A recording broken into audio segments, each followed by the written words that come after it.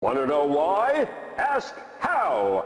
Howard the Humongous. Donald Trump's witch hunt has begun. The witch hunt he hired Attorney General William Barr to start. A new report from Mike Pompeo's State Department claims to have reviewed 30,000 of Hilary Clinton's emails. It claims to have discovered that 38 individuals associated with Hillary have committed 91 violations. Trump is serious when he leads chants of lock her up at his campaign rallies. But when Donald Trump goes after his enemies, he is usually trying to steal the headlines from something else. He's trying to distract us. What could the something else he's trying to distract us from be? Donald Trump's impeachable crimes, his high crimes and misdemeanors. The Constitution lays out two grounds for impeachment: treason and bribery. And the Founding Fathers talk about a third: foreign influence. Said George Washington, foreign influence is one of the most baneful foes of Republican government.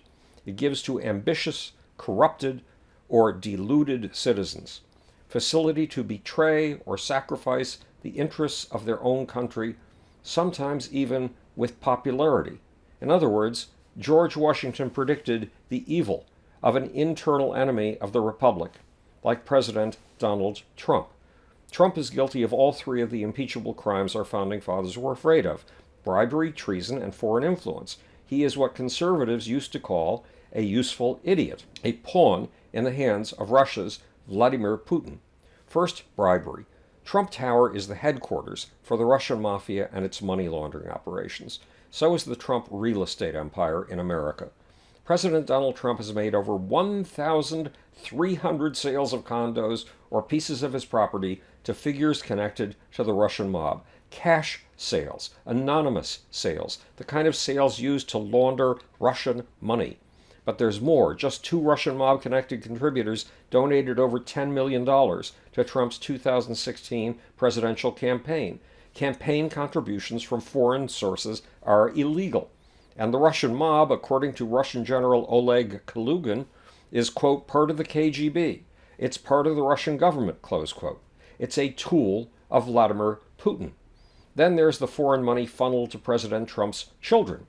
The Trump family has made close to $2 billion since con man Don entered the White House. Trump's sons have deals in 30 countries, deals those countries' governments sweeten to get the Trump family on their side. Ivanka Trump and her husband Jared Kushner made as much as $135 million in just 1 year in the White House. Ivanka made $4 million just from her dad's Washington hotel, a hotel that foreign governments rent suites in, then leave those suites empty just to buy the favor of the president. One of Ivanka's husband's companies, Cadre, has brought in $90 million in anonymous foreign funding. In addition, son-in-law Jared Kushner has used the White House to hold meetings with bankers he hoped would give him $4 billion to renovate his family's failing property at 666 Fifth Avenue in New York City. Those meetings used the implied powers of the presidency to bring in loans. What's more, Kushner has solicited funds for his family business from China and from Qatar while supposedly overseeing relationships with these countries for the president and for you and me, the people of the United States of America. In fact, the New Yorker magazine calls Kushner China's Trump card.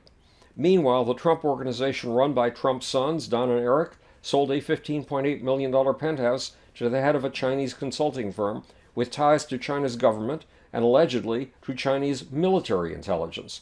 This smacks of what President Donald Trump calls pay for play, and it smacks of bribery. Then there's outright treason. Russia's biggest military goal for the last 40 years has been to weaken NATO, to weaken the Western alliance.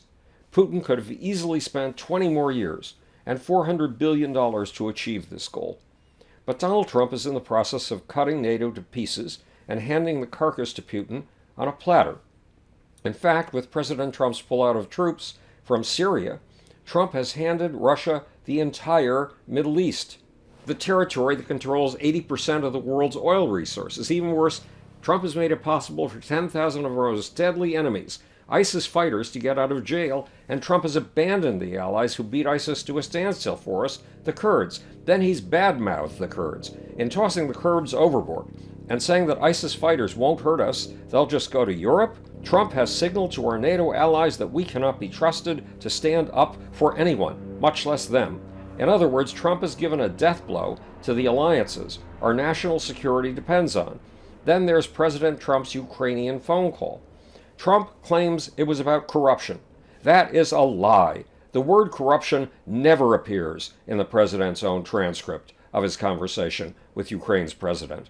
However, President Trump does say to the Ukrainian president, quote, "There's a lot of talk about Biden's son, that Biden stopped the prosecution, and a lot of people want to find out about that, so whatever you can do with the Attorney General William Barr would be great.